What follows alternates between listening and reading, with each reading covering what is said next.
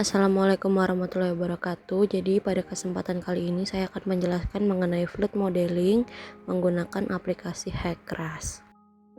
Setelah membuka aplikasi HackRAS, kita harus mengubah atau memastikan bahwa satuan yang digunakan ialah Sistem International Unit. Lalu kita dapat mendownload file data yang telah disediakan pada laman LMS sebagai bahan yang akan diuji pada aplikasi. Setelah mendownload data yang akan digunakan, buka file pada menu yang ada di HackRAS, lalu set ke New Project, pilih tempat untuk menyimpan project yang akan dibuat, dan buat penamaan pada file yang akan dikerjakan. Selanjutnya kita pilih Tools RAS Mapper, lalu pilih Project dan Set Projection untuk menginput data pada file yang telah di-download pada laman LMS tadi. Lalu kita memasukkan RAS terrain yang berfungsi sebagai data topografi, digunakan untuk membentuk kontur lahan dan dasar sungai, sehingga model dapat menghitung aliran, kedalaman, dan luas genangan secara akurat. Setelah menginput terrain, kita dapat set new geometry dan beri penamaan. New geometry berfungsi untuk membuat dan menyusun data geometri sungai seperti garis sungai atau river ridge, penampang melintang atau cross section, tebing dan dasar sungai serta struktur yang menjadi dasar perhitungan profil muka air dan aliran di sungai. Pada 2D flow area, klik Tools Perimeters untuk menentukan wilayah mana yang akan dihitung dalam simulasi aliran sehingga model tahu batas domain perhitungannya. Lalu pilih Tools Refinement Region yang digunakan untuk memperkecil mesh pada area tertentu agar hasil simulasi lebih akurat dan stabil, terutama di lokasi aliran kompleks tanpa memperlambat komputasi seluruh model. Ganti nilai Manning untuk menentukan tingkat kekasaran permukaan atau hambatan aliran pada area tersebut, yang mempengaruhi kecepatan aliran, tinggi muka air, dan luas genangan dalam hasil simulasi. Semakin besar nilai Manning, aliran semakin lambat dan muka air cenderung lebih tinggi. Selanjutnya kita pilih Boundary Condition Line untuk menetapkan kondisi batas aliran seperti debit masuk, tinggi muka air, atau aliran keluar pada tepi 2D flow area agar model dapat menjalankan simulasi sesuai data hidrologi yang diberikan. Langkah selanjutnya adalah masuk ke menu Edit lalu pilih Geometric Data.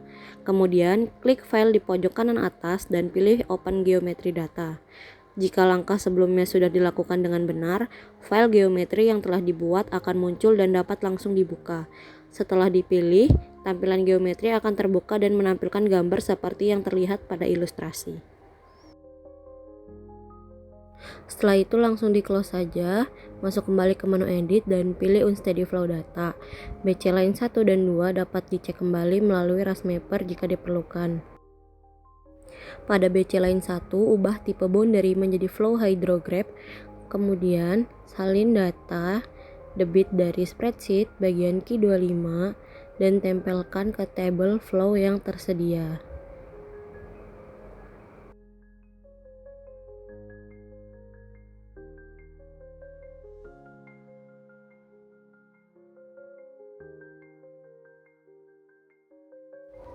Selanjutnya aktifkan fix start time dan atur waktu. Saya mulainya dari 18 Januari pukul 00.00 dan pada edge slope-nya saya ubah menjadi 0,001. Lalu diplot data sehingga menghasilkan grafik yang menunjukkan waktu serta nilai debit tertinggi dan terendah selama simulasi.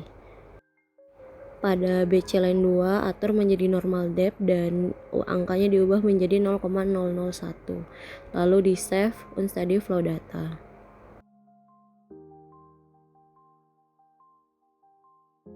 Setelah itu masuk ke menu Run dan pilih Unsteady Flow Analysis. Pada bagian program to run, centang geometri preprocessor Unsteady Flow Simulation, post processor dan floodplain mapping. Kemudian sesuaikan simulation time window dengan rentang waktu yang terdapat pada tabel data hydrograph sebelumnya. Jika semua pengaturan sudah benar, klik compute untuk menjalankan simulasi.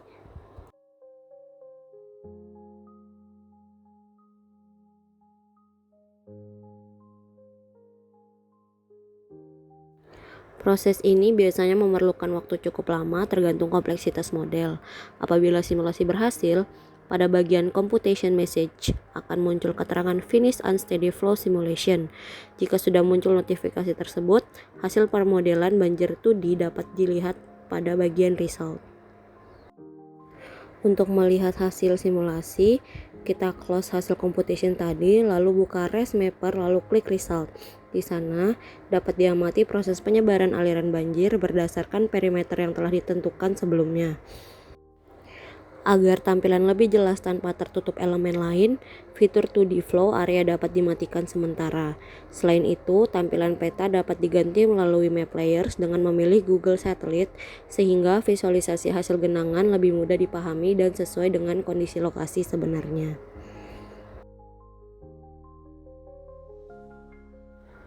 Oke, jadi cukup sekian penjelasan flood modeling menggunakan aplikasi Hackrest dari saya. Kurang lebihnya mohon maaf. Wassalamualaikum warahmatullahi wabarakatuh.